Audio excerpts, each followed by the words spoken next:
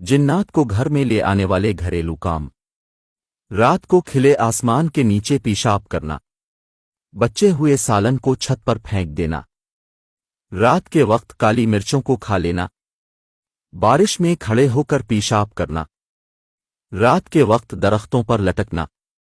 रात के वक्त बुलंद चीखें मारना। रात के वक्त बली के बच्चों को घर से बाहर भगा देने से भी जिन्नात आते हैं। घर के सहन में मिर्चें फेंक देना। घर में बैठकर झाड़ देने की आदत। घर में पानी का बिला वजह इस्तेमाल करना। नहाने के दौरान पेशाब करना। रात के वक्त परफ्यूम लगाने की आदत। परफ्यूम लगाकर सोने की आदत। दिन के वक्त घर में अगरबत्ती जलाकर रखने से जिन्नात घर में आते हैं। घर में बार बार बड़ा गोश्त का सालन पकाने से भी जिन्नात घर में आते हैं। आंधी के वक्त गाय का गोश्त खाने से जिन्नात करीब आते हैं। घर में बदबूदार चीजें रखने से जिन्नात और आसेब घर में आते हैं।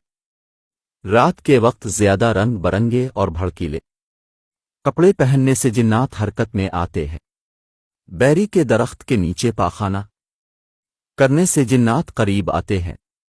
बुजुर्गों की कहानियां सुनने और सुनाने में जिंदगी खुशगवार और बेहतर गुजरती है, क्योंकि अच्छी किताबों और कहानियों से दिमाग तरोताज़ा रहता है। सच्चे लोगों के चेहरे खूबसूरत नहीं होते, लेकिन दिल बिला के खूबसूरत होते हैं।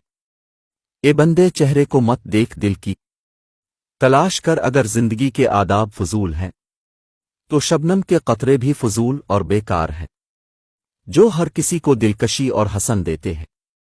कच्ची और मियारी दोस्ती का धागा दरअसल फरिश्तों ने थाम रखा है। मोहब्बत और इखलास की परियां जिसकी हिफाजत करती हों तो दुनिया की कोई ताकत इसे तोड़ नहीं सकती। बड़े इंसानों की कमजोरियां उनका आर्ट होती हैं।